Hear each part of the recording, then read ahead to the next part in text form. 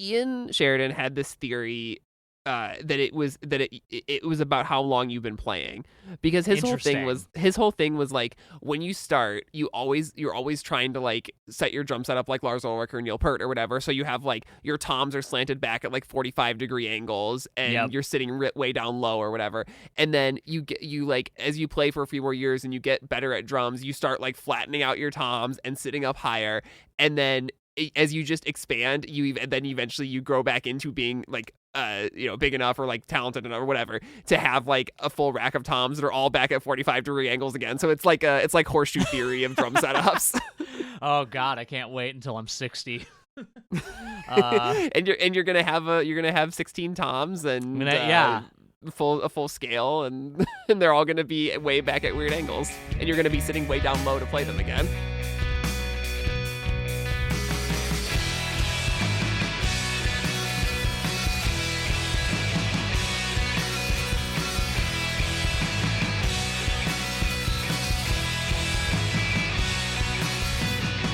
Welcome to Noise Floor, a podcast about music and our favorite artists' discographies. I'm Troy Sennett, And I'm Matt Kistler. and today we are continuing our series on Death Cab for Cutie with We Have the Facts and we're voting yes. This album, their second, third, however you want to count it, came out on March 21st, 2000 on Barsuk Records, produced and mixed by their own Chris Walla, mastered by Tony Lash, a combination of people and a label that basically defines this early Death Cab era. This is the Death Cab album that you really feel like they are leveling up, taking off, becoming the band that would make Transatlanticism and Plans and so on. Matt, what's your relationship with We Have the Facts?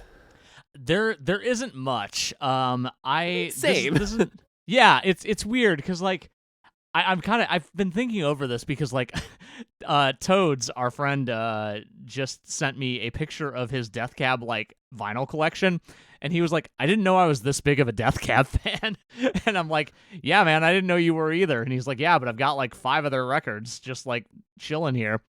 And I was like, yeah, I own a copy of Something About Airplanes on CD, and I think that's it. And I think a large part of like why I like haven't listened to this album is because like I maybe they didn't have it at the library and I just never purchased a copy, and then like it just snowballed into I just never listened to this album in full. I know I've like listened to at least a couple of these songs before, and definitely like songs from this era before. But like the album as a whole, this is my first time like really sitting down with it. Kind of same situation for you then? Oh, totally. Yeah, this was another one, much like I mentioned on the Something About Airplanes episode, where I picked up the CD somewhere along the way, dollar bin or yard sale or something, and just kind of had it sitting here on my shelf, and realized recently that I had never done a deep dive or really even listened to old school Death Cab, which was part of the reason I wanted to do it on this podcast.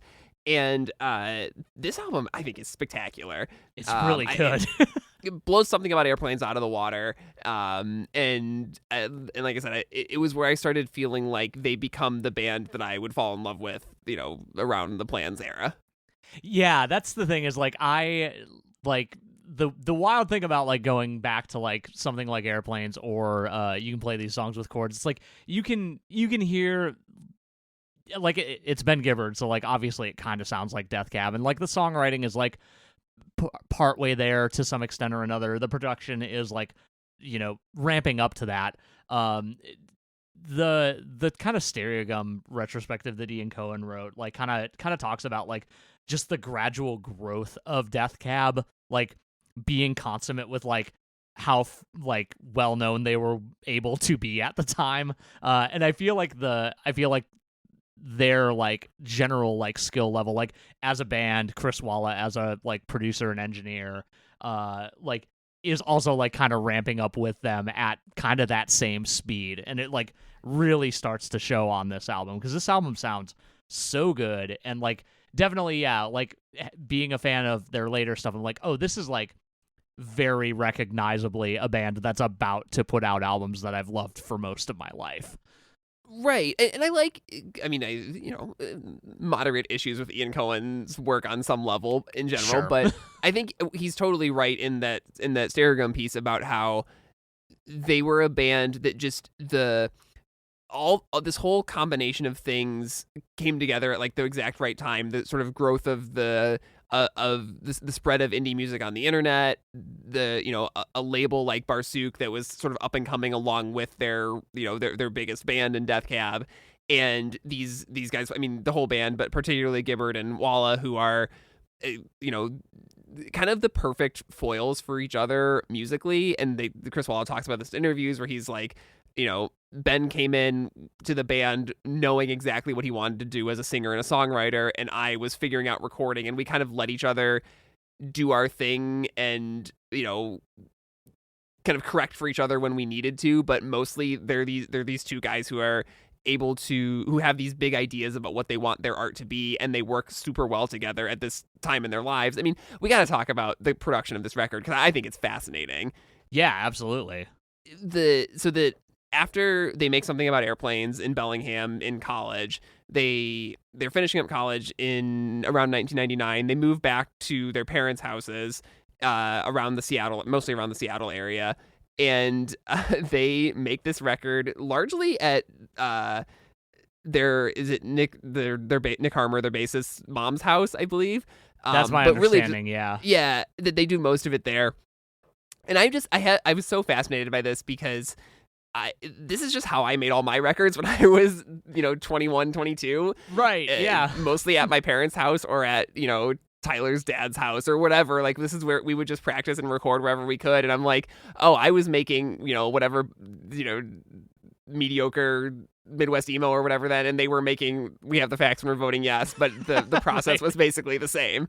Just found that very endearing. And like, and they talk about this as they call it, or Ben calls it an interstitial time in the lives of the band, because they don't really know what the future holds. I feel like this is everyone kind of post college who doesn't, especially now, who doesn't really feel like they have a career waiting for them or anything, and they have this thing that they're very passionate about and excited about, and they're just in this sort of, well, we can live with our parents for a little bit and give it a try and put like everything we have into this kind of crazy idea of a band or whatever it is at this point. But and it's combined with the sort of the malaise of that time in your life, but also the energy of it. I don't know. There's a lot of stuff going on in this album thematically and musically that just all comes together to make basically a masterpiece to me. Yeah, definitely. And this whole Ben kind of talks about how this record is generally just about that kind of early phase of adulthood where you are figuring that out. You realize you're never going to actually figure it out, but you got to try anyway.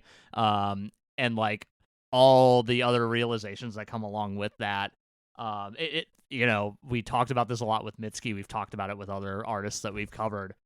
And I think that it is pulled off extraordinarily well here.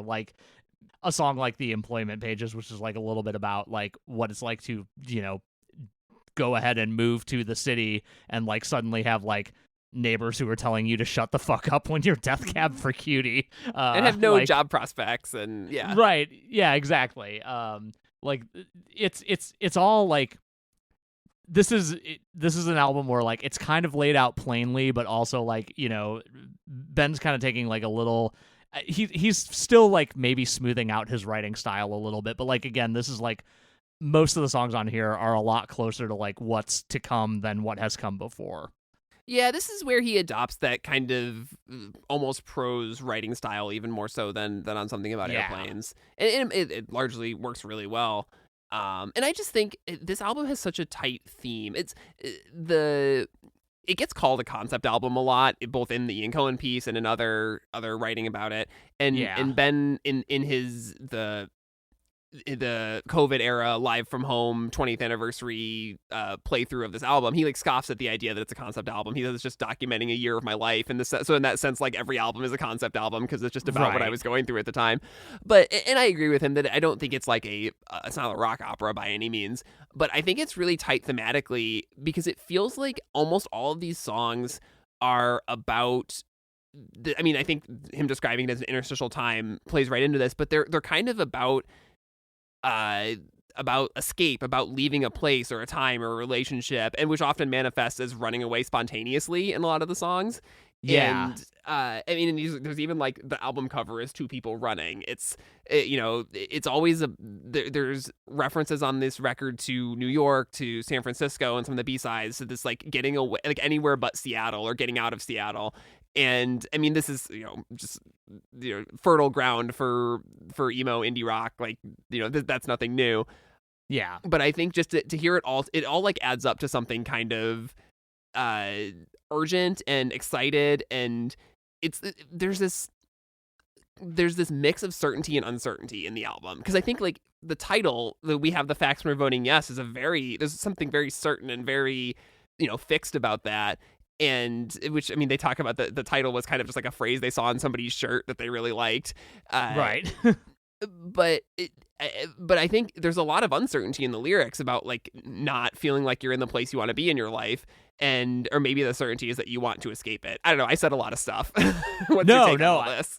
No, I mean, I think I pretty much agree with you. Like, yeah, I mean, this record represents a time in life that a lot of people have experienced, and like Ben acknowledges that, like he's like, I'm a straight white dude, like I didn't have it that hard, but like no matter what, like when you're in a situation where your life is in a time of great upheaval relative to what you are used to, like it's gonna hit, and I think that Ben expresses that really well across this album, and all of this is like backed by Chris Wallace production as like kind of figuring it out as he was at the time. Like we'll get a little more deep on that, but there's some wild stuff behind like the actual like physical engineering of this album that I found really, really neat. Yeah, and also it's figuring out how to be a band at this point in their lives. Right. Like you said, where their living is changing, and so Nathan Good, who drummed on Something About Airplanes, leaves kind of right before they start making the record in earnest, and then comes back to record 2 songs the day before they had to finish the album. That was wild. I had no idea that was why he was on those songs until like reading that tape op interview.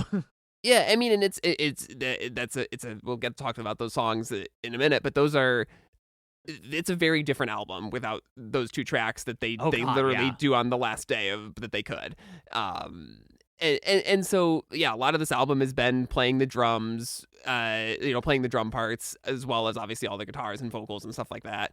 And I mean, I think Nick Harmer is kind of like the unsung hero of this band. I think obviously Ben Gibbard and Chris Walla get a lot of the attention and the accolades as the songwriter and the producer, but the bass playing on this record is kind of unreal. It's so good. It's real good. It like just in this era in general, there's like some wild stuff going on the additional tracks too. Yeah, there's like these walking lines, the grooves really well. That's kind of been my big takeaway from this deep dive into the early records, is like I wasn't giving Nick Harmer enough credit for the Death Cab sound. Yeah, I think I'm starting to realize that as well. Anything else on the album generally before we get into the songs? No, I don't think I've got anything else. I just like, again, it was cool to like finally get to this one since I've been putting it off for so long. Yeah, and it like I said, it really landed for me. Yeah, definitely. So the album starts off with Title Track, not the title track, just a song called Title Track. A song that starts you off with this sort of production trick of feeling like kind of a lo-fi song, like you might have heard if you were into Death Cab before this record. It feels like familiar ground. It's pretty like this kind of picked guitar, Ben's vocals, a pretty kind of small sounding drum part that then expands halfway through the song. It just explodes into this wider stereo field, which this is all like a thing that Chris Walla and Tony Lash figured out in the mix and master, of a way to basically record these 2 halves of the song separately and stitch them together and give you this sense of the whole world opening up when you get to the middle of the song. Yeah, because I guess they, like, the first half, they had just, like, by and large recorded live in the room, at least the instruments, and then they had Ben add his guitar and vocals later, then they just doubled that up, and then they did the second half, a little more, I guess, quote-unquote, normally, and then, yeah, like you said, they were able to kind of in post stitch those 2 things together, and it, like, this is something that you could very easily do in Pro Tools nowadays, but, like, thinking about the ways that you had to work to achieve an effect like that, like at this time with the admittedly limited resources that Death Cab had at this point, like it's so wild to like it feels like it's such a like simple trick, but like knowing what all went into it is really cool. Right, yeah. I mean, obviously, if you're into like the nerd side of this stuff, the Chris Walla tape op interviews are incredible to read, and just to hear about how he did all this stuff and making the best use of the limited gear that he had, like you said. I mean, this song also is just chronicles this sort of falling apart of a relationship that seems like kind of starts with like a one night stand, and then you kind of realize that it was like never going to work. And it feels, which is like, I feel like this is the reason this album gets labeled as a concept album, is that it starts with this breakup, and then the rest of the album is like a descent. And I don't really read that as the arc of the album at all. Yeah. But it is, I feel like it does set up the themes of the album, of like the endings of things, the interstitial times, the escape, pretty well. Yeah, no, I mean, I think in order for like, people can read things however they want to. Your interpretation is all that matters in life to yourself, as we established in the Mitski series. But like, I think, yeah, and I see the through line, because like, if you just assume that all these songs are basically about the same person, sure, you can stitch together a narrative there. But like, I don't think they are. They definitely aren't. Like we'll get more into it. But yeah, like I think to your point, like the fact that this song sets up like the album as a whole so well definitely like lends credence to that. If you're like not, if you're just kind of looking at it as a like a unit, like I can totally see why people would go down that route without like, thinking too hard about it. And like, sometimes I get told stuff and I'm like, oh, well, I never would have seen it that way. And like, I had the, gift of knowing about, or like actually diving into this album 26 years later and having a bevy of interviews where Ben says it's not a concept album. So, maybe maybe that colored my interpretation. Part of it is just how I approach records in general. Is I always am looking for theme, and if there's an explicit concept, then that will make it, that'll come out too, or it usually does. I feel like every once in a while I just feel like I miss one. If someone calls something a concept album, like I don't see it, but sure. But I think like I said, it's thematically very tight, and I don't know, it's a good opening track for this record. I think this song is kind of considered one of the standout songs from this album by a lot of fans. It most assuredly is. It's totally not for me. Like I like it, but it is not outside of I think the really cool production stuff that's going on in it. I think it would be kind of in my bottom 3 of this record, I think. Oh, interesting. Okay, I don't think I'd put it that low, but I do see what you're saying. It wouldn't make sense anywhere else but here. But true, yeah. But I think that makes it a great opener. So yeah, I think they do other stuff better elsewhere on the album. Sure, yeah. And then we can move on to Employment Pages, which is one of the songs, as I mentioned, that they recorded on the very last day before they had to send the album off to be mastered. So they recorded it and mixed it in one day. That's why they bring back Nathan Good to play drums, I think, because he can just play the drums as opposed to Ben having to kind of figure out the parts a little bit. Yeah, I mean, that's kind of what Chris was saying. He's like, Ben can play drums, and he can play drums pretty well, but he's not a drummer. So like, you throw him behind a kit, if the kit sounds like shit, like he's not going to be able to get it into a good place, et cetera, et cetera. So right. But yeah, and so this is a song explicitly about kind of what's going on in their lives at the time. It's about the move from Bellingham back to Seattle, and kind of about how at that age in your life, like after college, your friends are getting older, your friend groups are kind of spreading out and changing focus, and through all this, he talks about living with a girlfriend who was a teacher and had like a stable income, and he's just trying to like do this band and apply for jobs, and he has like a degree in environmental chemistry and can't get a job at like a hardware store, and it's right. I don't know, it's about the frustration and the uncertainty of that time in your life.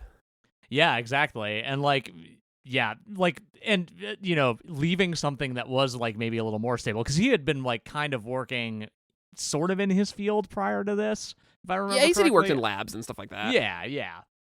But like, yeah, like you said, like you move to like Seattle, and like the competition is greater, and like that makes it really difficult to get anything. And like, and coming out of like this kind of like idyllic world of like being in a college town, like even outside of like the town itself, like living on a college campus is like its own brand of like weird, like, I don't want to say utopia, but like kind of in a way. No, it like, totally is, because it's like it's like half commune, half like anarchist. You know what I mean? Because it's like if you're on campus or whatever, and you have like a meal plan, your food is basically provided for you. You might be working, but you're probably not like doing, you're not like working a 9 to 5 job. You're going to class maybe, but you're with your friends all the time. You can just kind of pop in whoever whenever. And no, it really does have this, even if you're not in like a frat house or whatever, like those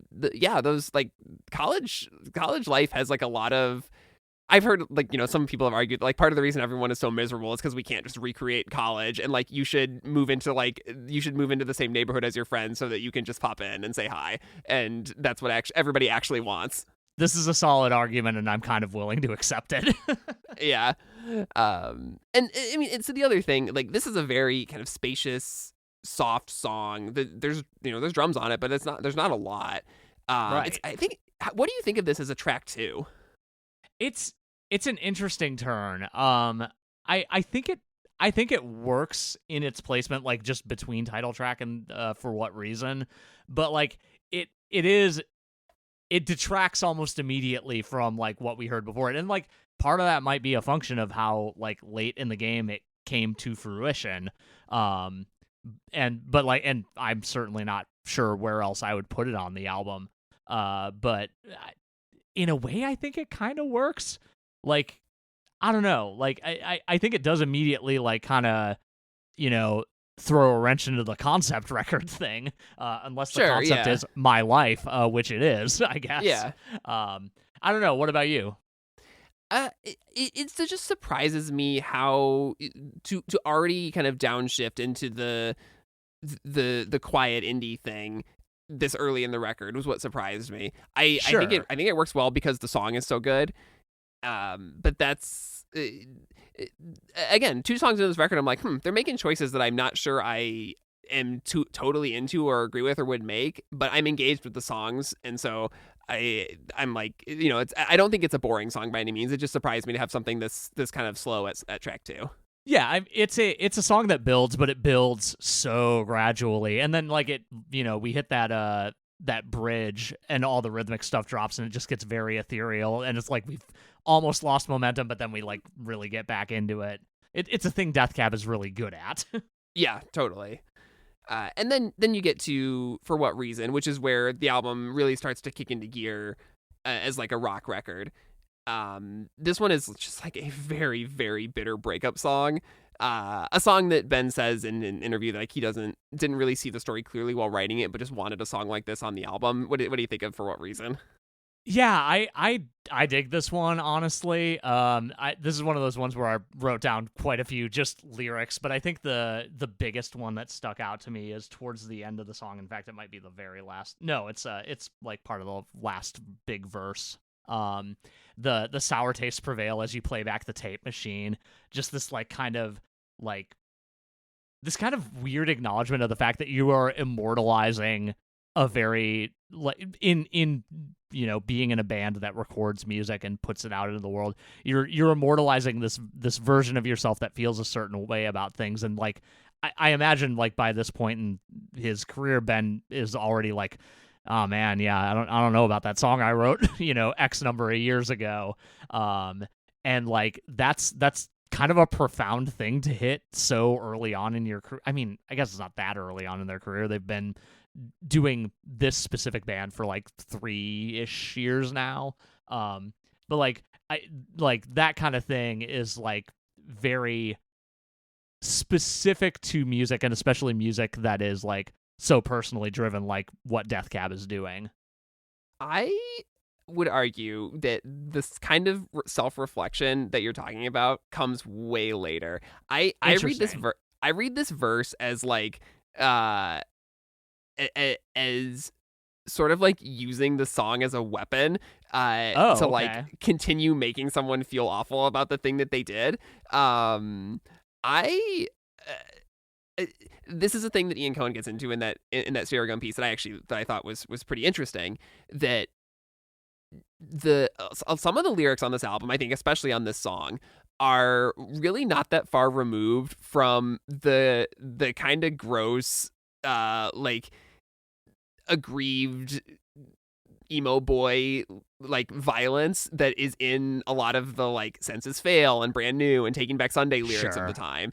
And because Death Cab was like perceived as a quote unquote wimpy band, they kind of got a pass on a lot of that stuff. Okay, that's fair. That's fair.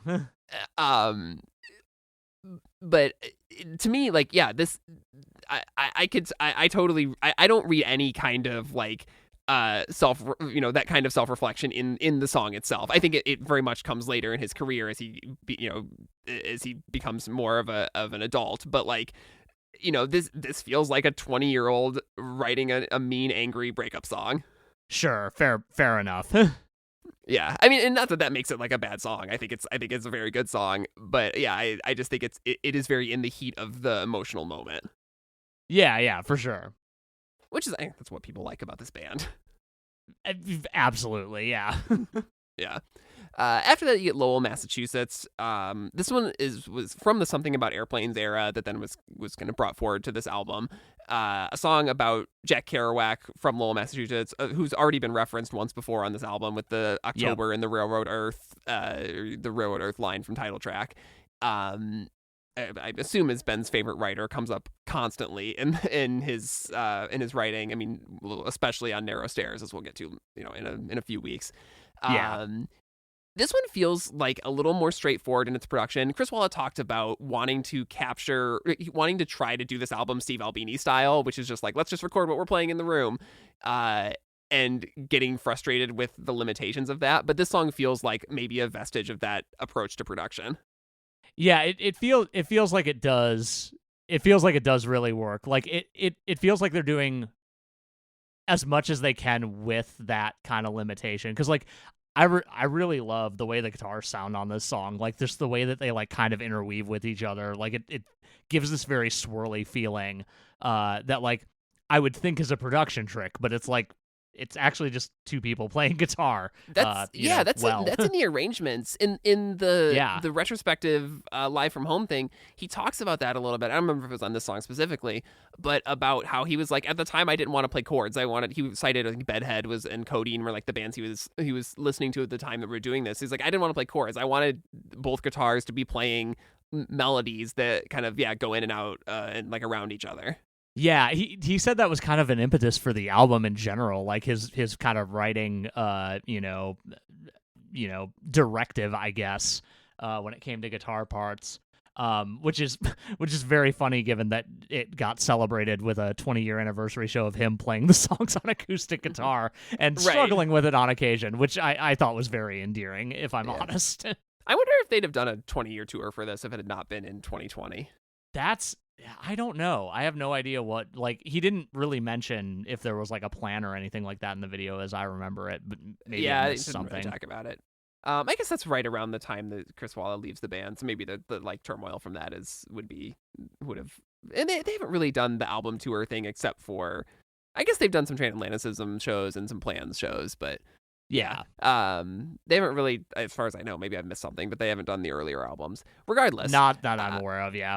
Yeah, regardless, this song does have kind of the first of the explicit references to escape or getting away from a thing that I'm picking up on this album.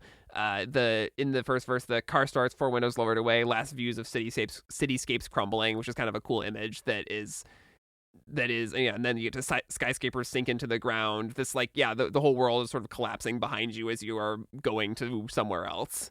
Yeah. It's a really... It's the better version of the thing that we were talking about with airplanes, where it's like, it's not obtuse imagery for the sake of being obtuse, but it's a very like poetic way of talking about the city skyline fading away as you drive away from it. Yeah, and it's not like I said, the most novel image in the world, but it's effective in the song. Yeah, I much like Ben, I was able to envision it in my head as it was happening. Yeah. Then you get 405, which is, I think there's a lot of contrast from the last couple songs into this one.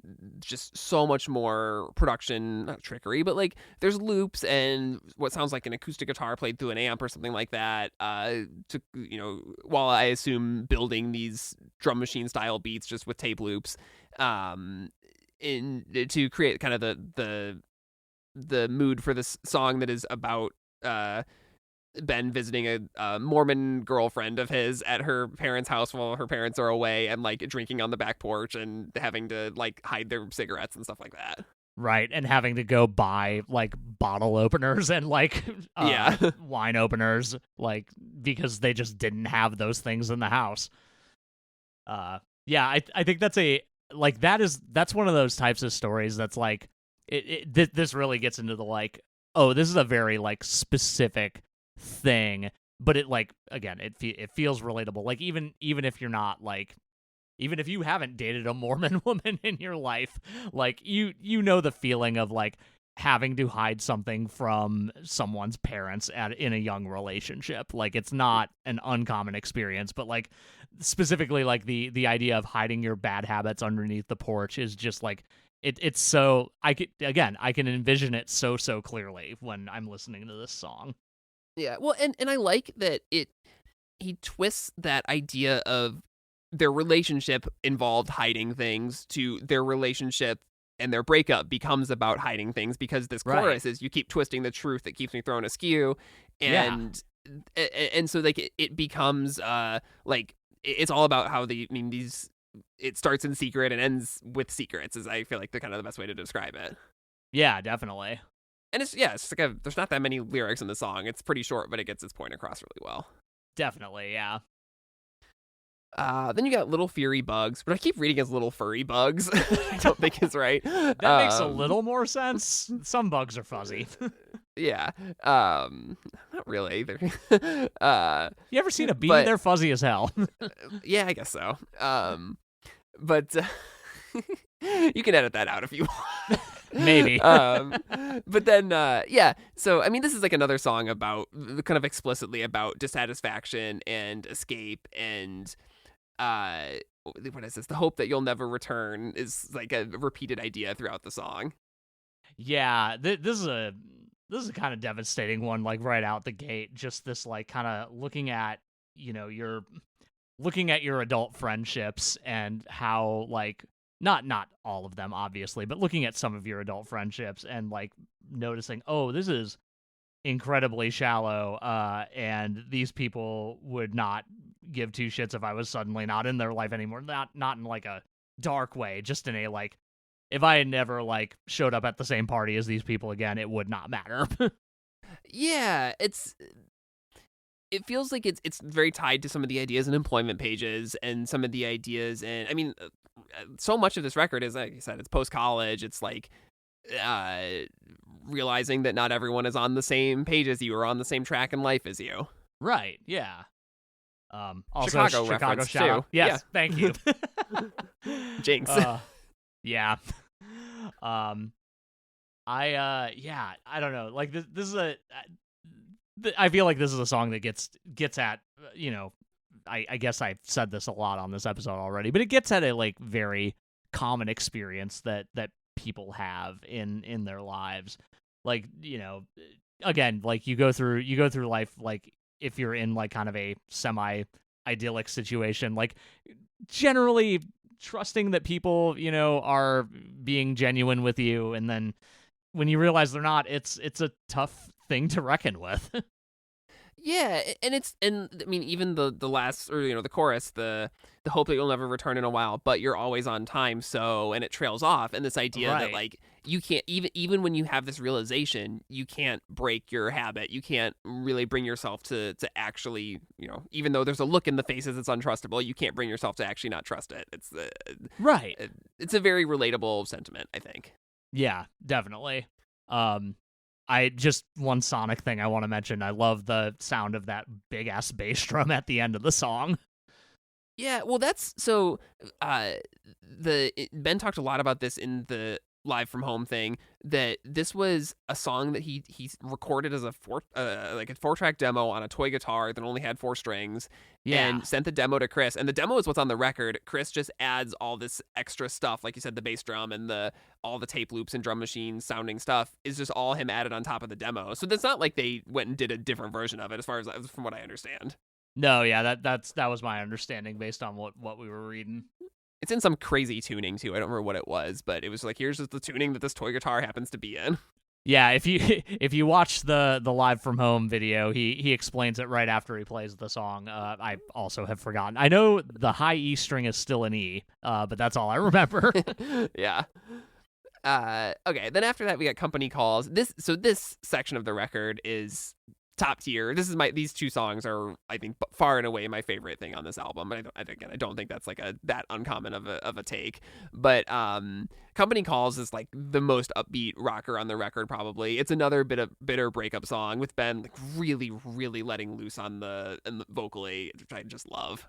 Oh yeah, no, that chorus is so catchy and yet so loaded. Yeah, I mean so much of this song is around at least my favorite parts of the song are around this imagery of your wedding figurines I'd melt so I could drink them in, like this idea of sort of reckoning with the fact that like a person you had a relationship with or were in love with is now getting married to someone else, and how you are trying to deal with that or escape from it. This has got that line like, aim your car away from all your friends, leave the dishes stacked in the sink. This idea of like, okay, I'm just gonna run away from all this right now, or run to crash this wedding or whatever it is that he's doing. Right. Yeah. But again, like you mentioned, like just this is so musically upbeat. We have this big old like rocking out part. We've got glockenspiel in the bridge. Hell yeah. It's a fun ass song about a not very fun ass time. Yeah. And then the way it goes into Company Calls epilogue, which is the 2 songs are not like really that tied together, except in the ways that they are explicitly tied together. Because Company Calls epilogue is a ballad. It's a pretty quiet song. This is the other one that was recorded on the final day of making this record, which is incredible. This is to this point the best Death Cab song, in my opinion. I think Ben talks about this being the song that he's most proud of from this era, because he kind of like his writing or what he was trying to do as a writer really comes into focus here. I generally agree.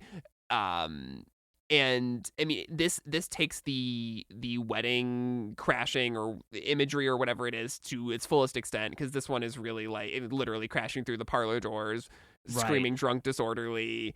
And it's got the more about the figurines on the wedding cake that he's like stealing, and I don't know.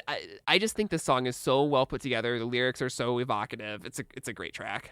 It is. It's got.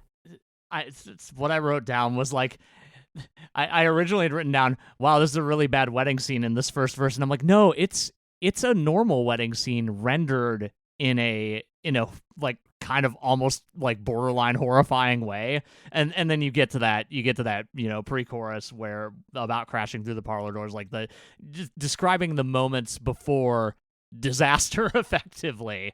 I mean, I think it's a fantasy, like that's the idea. Oh, it's most assuredly a fantasy. Just like you can tell like from the outside, even before you get to like what the song is like, the actual action happening in the song, like you can tell there's something like foreboding here. I mean, obviously, like saying that you took the wedding figurines off the cake is like probably your first hint at that. But like just the general feel of the way the lyrics are constructed, like these really specific images, like the little boys wearing bow ties their parents bought and saying, "I'll catch you this time." Like that just leaves those verses on like a very like foreboding note. It was really interesting because Ben mentioned in that anniversary show, he was like, "Yeah, I'm not like I'm not 100% sure how like these songs became to be so tied, but like I do remember part of what led to this song getting written is that I was listening to an original demo of Company Calls, and some of the lyrics that ended up on here were actually part of that original demo." That makes total sense. Kind of how they grew out of each other, which I think is neat. A lot of lyrics about sperm in this one, more than I expected. Yeah. Yeah.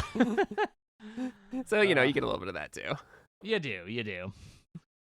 But yeah, then it kind of sort of ends with this demo spliced in with just Ben on with an acoustic guitar, which I get the impression that like they weren't super happy with the ending of the song, how it works on the record, which was part of the reason that they just sort of touch up the demo into a different alternate version to come out on the Forbidden Love EP.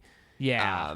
But I think it works really well. I think it really works well. Like, it feels like the ending of that song, it feels like everything's kind of disintegrating as we like, maybe exit this fantasy and like come back to reality of just the, reflecting on lyrics that we've already said, but like really just like sitting with it, alone with your guitar. I like that read of it a lot. Next up is No Joy in Mudville, a song named for a line in the movie Casey at the Bat, but a song that is just about Lou Reed in New York in the 60s and this sort of like toxic allure of that era and of heroin and of, again, another kind of escape that is, both literal and figurative, I think, in the way the song is presented. Yeah, I really like this song quite a bit. Like, it really, like, most of my notes are just lyrics written down, and then like the like, yeah, this one's specifically lifted from Lou Reed. But yeah, I don't know, like I love the like big contrast moments in this song. It like there's largely towards the beginning that like kind of minimal arrangement with like really sparse guitars and drums and like a little bit of glockenspiel, but then we get those like big moments of like big fuzzy guitars and slamming drums, and then we like pull that all away like almost as soon as it starts. And I think like this is a thing that like Death Cab has hinted at doing before, but I think it's really pulled off super well here. Yeah, they do this a lot in both these last two songs on the record. Yeah. And I think like this is a song that maybe musically could be a closing track. I don't think lyrically you can close the record with this one. No, I had that same thought. I was like, yeah, it's constructed like a closer, but like lyrically it just does not like end the record, as it turns out. Right. Yeah. Outside of, again, having this like idea, I think of getting away from, I mean, literally I'm packing my bullets in silver tones, the guitar and amp models that he was playing at the time, and heading east.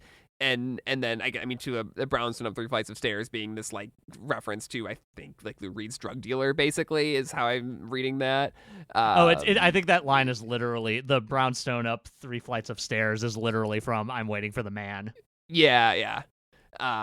So yeah, I mean, like I said, different kinds of escape, and like I don't know, it's a very somber, a very somber song. What is this Yearwood Bridge 66 again? I mean, I obviously assume it's just a reference to like just the time of the Velvet Underground.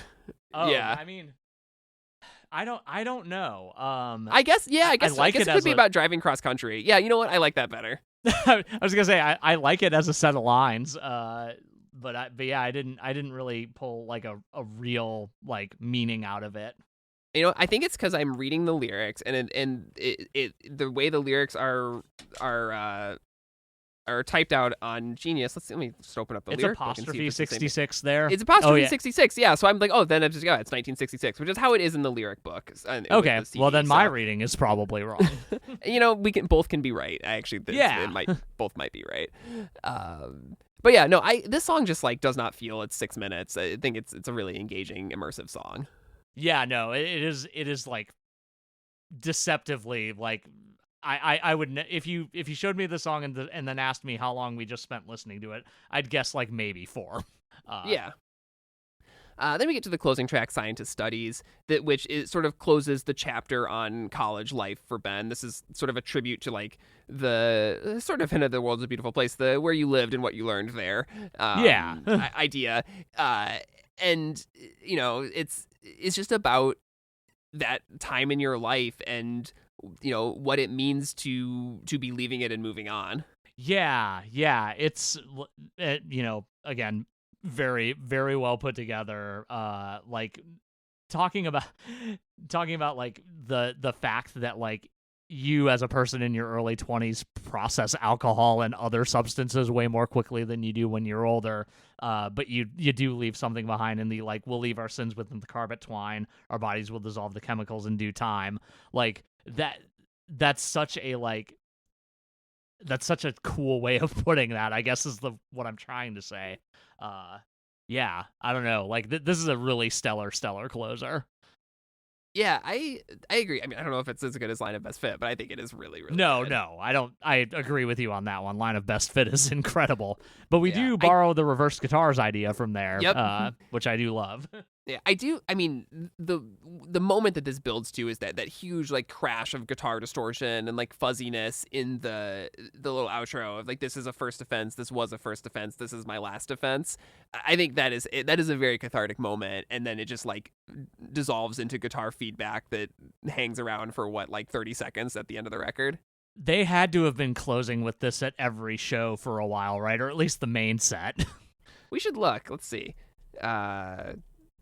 Death Cab for Cutie, Setlist FM, artist statistics. Let's see. Can we look at? Let's look at years. What's the oldest Death Cab set we have on here? That's a great question. What are they playing in 2000? Yeah, they're definitely playing this a lot. December 22nd, 2000. Yeah, definitely closing with this. Okay. Because I just that jumped around to random shows. Sometimes not. But yeah, I mean, it makes sense that this would be a big part of their live show. I just clicked into the Death Cab section of setlist.fm, and I'm seeing that their most recent set was at the In-N-Out Burger Sound Space at K-Rock, which I love that's what that's called. It's up on YouTube. Amazing. I'll have to watch that. Yeah. But yeah, I mean, I don't know. Anything else about We Have the Facts, the album proper? No, just I can't believe I sat on this for so long. It's kind of wild. We got plenty of B-sides to talk about in this time. So there was a handful of these songs came out on the You Can Play These Songs with Chords reissue. Then there's a couple of singles, splits, the Sub Pop Singles Club stuff going on here. Anything in particular you want to call out from all these B-sides and bonus tracks that we have? Before we get to Forbidden Love, we'll talk about Forbidden Love. I was gonna say we'll talk about Forbidden Love. Let's see, what was the? I do like that Secret Stars cover. It's kind of fun. It doesn't. It's like, good. Sound. It feels like earlier Death Cab more so than it does this era of Death Cab. Yeah, I like Prove My Hypothesis, especially because they wrote it about a drummer who left their band, and then I believe that was written slightly before Nathan left the band. Yes, yeah, that's which what Ben says in the liner notes. Really kind of a huge bummer. Yeah, but that song is very aggressive at the end in a way that's really cool. It does, yeah. Like it, like straight up gets noisy, which I'm very into. I like the flanger effect or whatever it is on Ben's vocals in that. I mean, I think truly, like, Chris was just running Ben's vocals through guitar pedals at the time, which is what that sounds like, but it's a good effect. Yeah, no, he mentioned that in the Tape Op interview that, like, I forget which song it was, but he was like, yeah, I'm just straight up running him through, like, a little delay pedal, which, that's cool as hell. I love that. Yeah.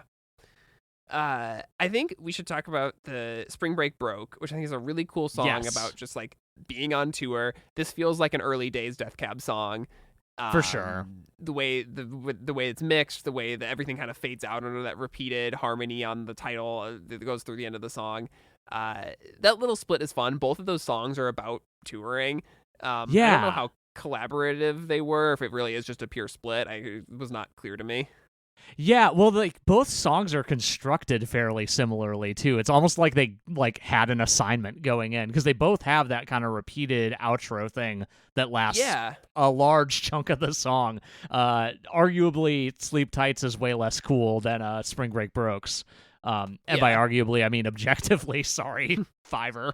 But I like the Fiverr song. I think it's pretty good. I think it is. I think it's really good. I love the, like, organ and noodly guitar combo on that song. I think it's really neat. Just like the outro doesn't quite stack up the same way that the other one does. Yeah. Then I also, from the Sub Pop Singles Club and also on the You Can Play These Songs with Chords reissue, the Army Corps of Architects is a very good song. It is a very good song. I like that quite a bit.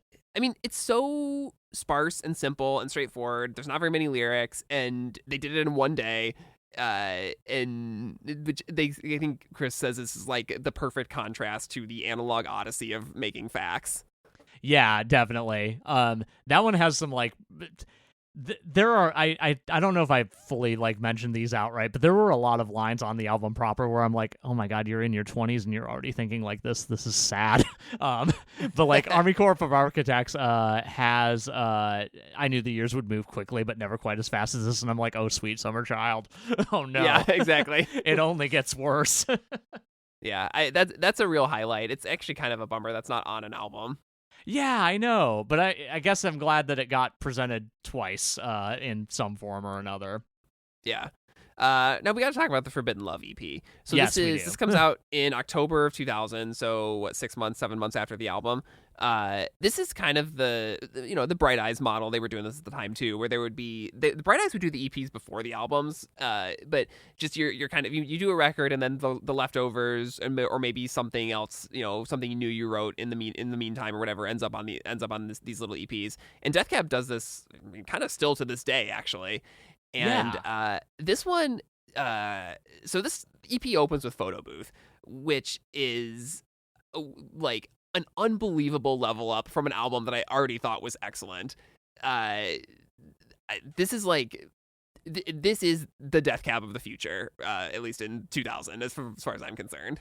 Yeah, I like the general theme with this EP, like songs that are actually on, like alternate versions of songs that are actually on We Have the Facts notwithstanding, like it's like, oh yeah, this stuff, like it's very Death Cab. It just doesn't feel like it would fit on Facts, and I think that's because it is like by and large like shooting towards the Death Cab of the future.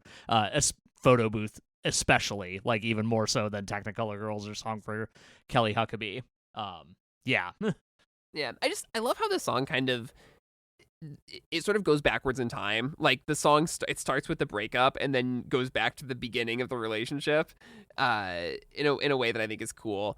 And just, I don't know, a lot of great imagery. Scraping paper to document is like a good line. I don't know, all this song is great. I think this song was a lot of people's intro to this band, and that makes a ton of sense.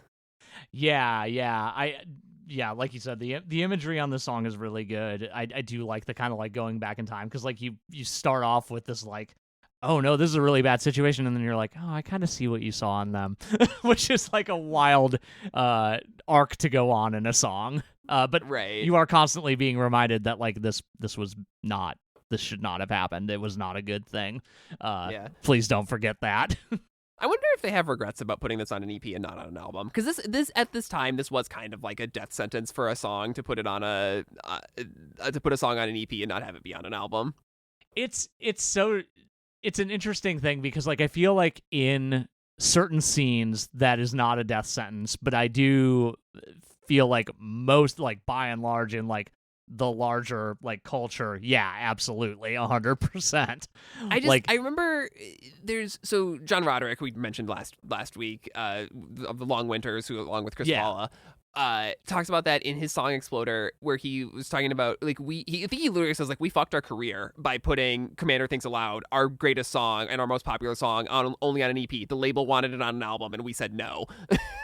God. So like I kind of have to wonder if Photo Booth is a similar situation, because I mean the song is undeniable. Yeah, I having not seen many Death Cab sets, do not know how often they play this. Is it like a live staple for them? It has been played 515 times on Southwest FM as recently as August of last year. Yeah, this is a song that they play. Okay, great. That's good to know. Yeah. I've probably seen them play this and didn't even realize it.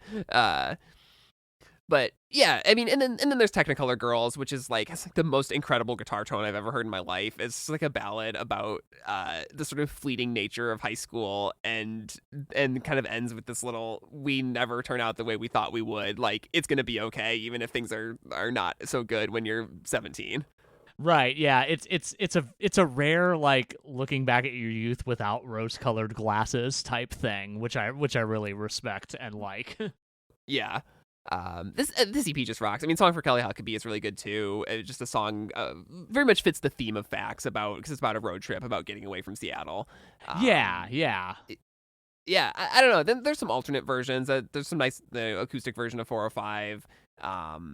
But yeah, all that other stuff is kind of like interesting ephemera. The meat of this EP is really Photo Booth and Technicolor Girls. Definitely, yeah. Those are 100% the standouts. If they'd been on a 7-inch on their own, they would have been even more doomed. But it would have been a great 7-inch. Yeah. Yeah. Anything else about the B-sides? Extra stuff? No. I mean, the other thing that I had on my list was the Tiny Telephone version of Lowell, Massachusetts, recorded with John Vanderslice, which is a good version of that song. There's not much to say about it. It is, yeah. It's a little more lush in its production and arrangement. It's a little groovier, I think. I think I prefer the album version. I was digging around on Reddit, and it seems like the commenters seem to prefer this version largely, or the Tiny Telephone version. It's got that analog warmth, man. Yeah. No, they're both good. Vanderslice and Chris Walla are a good combo. Obviously, they feel like kindred spirits. Yeah, I feel like they are like buddy in like both the like actual friend sense and like like kindred spirits in their approach to doing things. Yeah. But yeah, I mean that's the Facts era. This album rules. Yeah, it really does. Very, very good. I'm super excited to get to the photo album next week. But let's see, we should do some random recommendations. What do you got this week? This might be predictable for people who know me, but I'm gonna recommend the new Converge album, Hum of Hurt.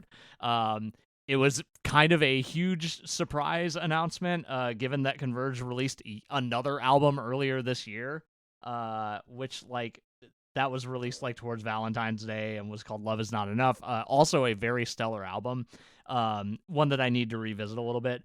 But I guess these albums were kind of written around the same time, just like and like kind of like meant to be two separate things the whole time. I need to do a little more research on this, so take anything I say with a grain of salt. But like, yeah, just after being very excited about getting one Converge album earlier this year, after a pretty like long time of not having anything, like. Even Blood Moon, a contentious album in the catalog, was released in 2021. So it's been 5 years since that came out. And like the last Converge album, like that isn't a collaboration, was The Dusk in Us in 2017. So it's been almost 10 years. And to like get, one really good album was really cool. To get two is even better. And now I'm like, do they have a third one in the tank? And I don't think they do. But no, I don't think they do. It's cool. But it's cool that we got these two so close together. I really think both these albums are worth listening to, but like if you're into the like more abrasive Converge stuff, the spectrum of abrasiveness in Converge's career is maybe a little more narrow than it is for other bands, but I think it's really, really cool and gives a really great first impression. At least I haven't gotten to sit with it a ton, but I liked it a lot when I sat down with it last week. Yeah, I haven't listened to this one yet at all, and I really need to get on that because Converge is the best. It's true. They are truly one of the best bands on earth. What you got? I'm going to recommend a TV series from 3 years ago. Unsurprisingly, right around the time I had a child, I kind of ignored a lot of new TV for a while. So I'm catching up on some stuff. This TV show is called Swarm. It's like a 7-episode miniseries co-created and co-written by Donald Glover, starring Dominique Fishback, about a woman who is obsessed with a pop star, and which drives her to do some very upsetting things. And I'm only 4 episodes into it, but it's very much in the vein of, if you like Donald Glover, it's kind of like Atlanta. It's kind of like Smile 2 is kind of another reference point that comes to mind, a thing that came along later, I think. Okay. But it's so unsettling and so weird and also so funny and strange and just like the exact mood I really like in the thing. And Dominique Fishback hasn't really done anything since this, which is crazy. She got some Emmy nominations for this, and she's just utterly phenomenal in it. I don't know if you like any manner of kind of weird, offbeat, horror adjacent / thriller adjacent stuff, highly recommend this show, Swarm. I will have to check it out because that sounds like something I would enjoy deeply, and it kind of passed me by. It starts off with every episode begins with a title card that says this is not a work of fiction, which I think is wonderful. Damn. Very Fargo, obviously, like, riffing on that. Yeah. that is very much that energy. Yeah. But yeah, so yeah, we'll be back next week talking about the photo album, another Death Cab record that I have not heard yet, so I'm really excited about that. I have literally never listened to this one, so I'm very excited. Oh, this is cool. This is going to be fun. And so then in the meantime, you can find us on the internet at noisefloorpodcast.com, follow us on Instagram at noisefloorpod, and send us email at noisefloorpodcast@gmail.com. And we will see you next week. See you next week.